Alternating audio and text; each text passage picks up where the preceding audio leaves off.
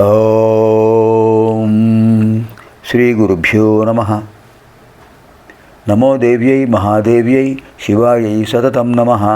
నమః ప్రకృత్యై భద్రాయై నియతాః ప్రణతాస్మతాం.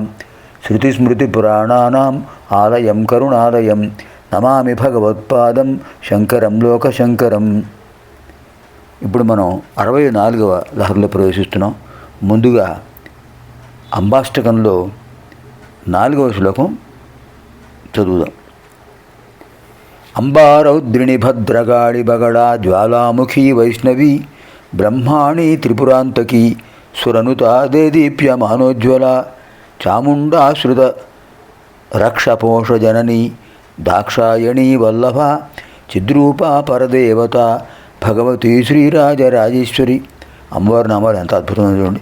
అంబా, రౌద్రిణి, భద్రకాళి, బగళ, జ్వాలాముఖి, వైష్ణవి, బ్రహ్మాణి, త్రిపురాంతకి, సురనుత, చాముండేశ్వరి, దాక్షాయణి, భగవతి, శ్రీరాజరాజేశ్వరి, చిద్రూప, పరదేవత.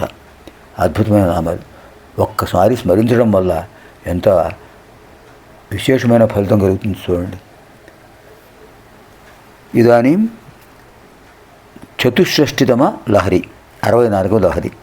అవిశ్రాంతం పత్యుర్గుణగణ కథామ్రేడన జపా పుష్పఛాయ తవ జనని జిహ్వా జేతి సా యదగ్రాసీనాయా స్ఫటిక దుషదచ్చ విమయీ సరస్వత్యా మూర్తి పరిణమతి మాణిక్య వపుషా.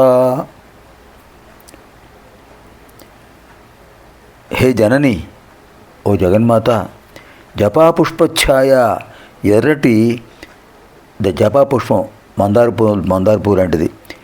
ఆ జపాపుష్పం యొక్క రంగు లాంటి, ఆ వర్ణం లాంటి వర్ణం గురించి తవ, నీ యొక్క సా జిహ్వా, ఆ నాలుక.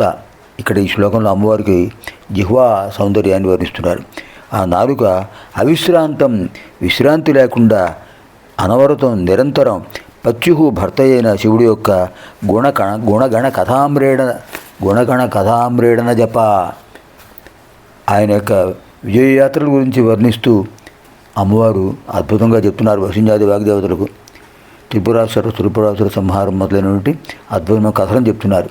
అలా అనేక పర్యాయాలు శివుడి యొక్క పరమేశ్వరుడి లీలా విలాసాలను వర్ణిస్తుంటే అద్భుతమైన కాంతి, ప్రకాశం అతిశయిస్తోంది, అద్భుతంగా కనిపిస్తోంది. అది ఎలా ఉందంటే యత్ అగ్రాసీనాయా, ఏదైతే ఆ నాలుక ముందు కూర్చున్నటువంటి జిహ్వాగ్రంలో ఉన్నటువంటి సరస్వత్యా, ఆ సరస్వతీదేవి యొక్క స్ఫటిక దుషదచ్చవిమయి, స్ఫటిక దుషదచ్చవిమయి, స్ఫటికం ఏ విధంగా తెల్లటి కాంతితో అద్భుతంగా ఉంటుందో, పారదర్శకంగా ఉంటుందో, అలాంటి మూర్తి ఆకారం మాణిక్య వపుష, పద్మరాగమణి యొక్క రూపంతో పరిణమతి, అలా మార్పు చెందిందా అనిపిస్తోంది. ఎంత అద్భుతమైన భావం చూడండి.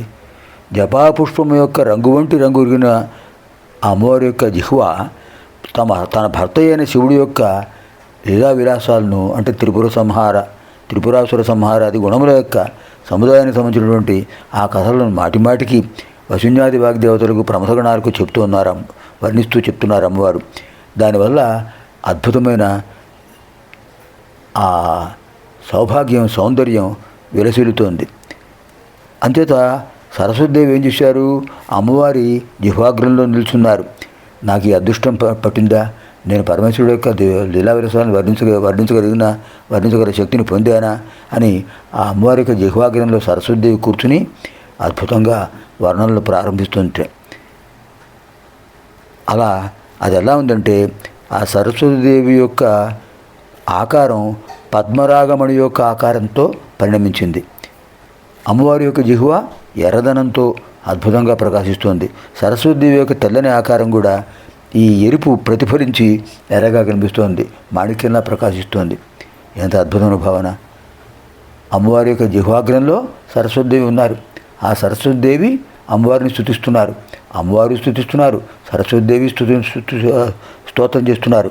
అలాంటి అద్భుతమైన భావన త్రిపురాసుర సంహారాది, గజాసుర సంహారాది ఇలాంటి విశేషాలను మనకి ఇక్కడ కనిపిస్తున్నాయి. అవిశ్రాంతం పత్యుర్గుణగణకథామ్రేడ న జపా జపాపుష్పఛాయ తవ జనని జిహ్వా జయతి సా యదగ్రాసీనాయా స్ఫటికదృషదచ్చ విమయీ సరస్వత్యా మూర్తి పరిణమతి మాణిక్య వపుషా. పునర్మిలామः ఆగామిని కార్యక్రమే పంచషష్టితమలహరి అధ్యయన కార్యక్రమే. సర్వేభ్యः జగన్మాతృదేవ్యాः దివ్యానుగ్రహప్రాప్తిరస్తు. స్వస్తి.